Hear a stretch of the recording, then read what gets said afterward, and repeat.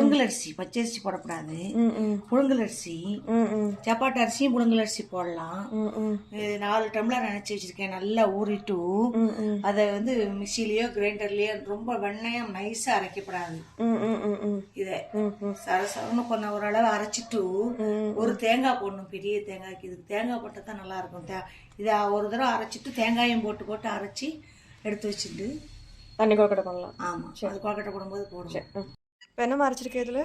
இது வந்து அரிசி ஊற வச்சு அது ஒரு தடவை மிக்சியில் அரைச்சிட்டு பாதி அரைச்சிட்டு அதுக்கப்புறம் கொஞ்சம் தேங்காயை போட்டு ஒவ்வொரு தடவையும் தேங்காயை போட்டு அரைச்சிட்டு ஒரு தேங்காய் வேணும், பெரிய தேங்காய். சரி, இது கிரைண்டரில் அரைக்கிறதுனா எப்படி? கிரைண்டரில் அரைக்காதுன்னா முக்கால்வாசி அரைச்சி தேங்காயம் போட்டு அரைச்சி அதிலே சேர்த்து அரைச்சிடலாம். சரி சரி சரி சரி. அரிசியை ரொம்ப நைஸாக அரைக்காம உப்புமாக்கு அரைக்கிற மாதிரி அரைச்சிருக்கேன். அரைச்சிட்டு இதை இப்படி தேங்காய் எண்ணெயை விட்டு நல்லா இந்த மாதிரி சூடாக்கி கிட்டிக்கலாம் கொஞ்சம். சரி. தண்ணியாக இருக்கிறதுனால ரொம்ப கட்டியாக அரைச்சா கிண்ட வேண்டாம். சரி. கொஞ்சம் தண்ணியாக அரைச்சிருக்கிறதுனால மிக்சியில் அரைச்சதுனால இப்படி பண்ணுறாங்க. கிரைண்டரில் அரைச்சிட்டா கட்டியாக அரைச்சிருந்தோன்னா அப்படியே உருட்டி போட்டுடலாம் இல்லையா? பண்ணணும், பச்சரிசிலாம் பண்ணக்கூடாது. உடம்புக்கு நல்லது, டேஸ்ட்டும்.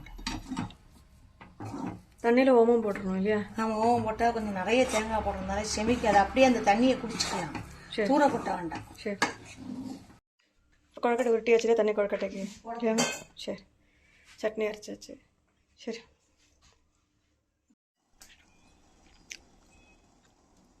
அகலமாக பாத்திரம் போடணும். சரி. குடுவையாக பார்த்தோம்னா சேர்ந்துடும். சரி சரி.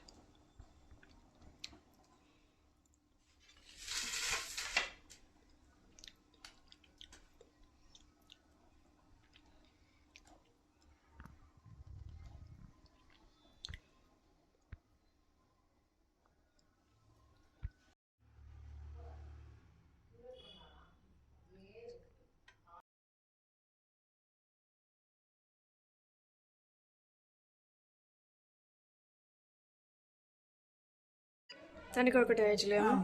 சரி சரி.